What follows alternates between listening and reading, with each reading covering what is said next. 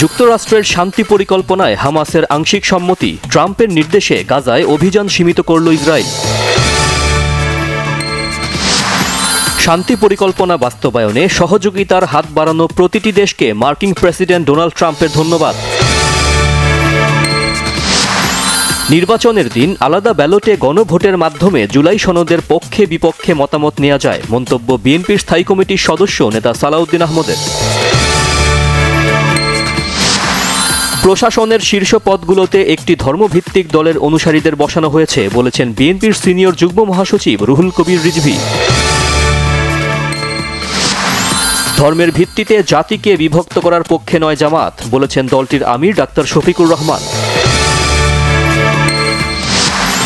আগামীকালের সভায় জুলাই সনদ বাস্তবায়নের পদ্ধতিতে একমত হতে পারবে রাজনৈতিক দলগুলো, অপেক্ষায় জাতীয় ঐকমত্য কমিশন।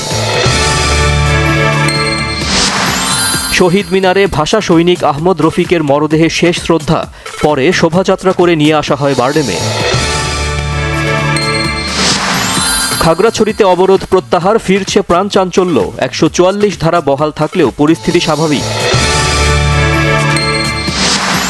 বেকারত্বের অবসান, দুর্নীতি দমন এবং শিক্ষা ও স্বাস্থ্য সেবা পরিষেবার মান বৃদ্ধির দাবিতে জেনজি প্রজন্মের বিক্ষোভে উত্তাল মরক্কো।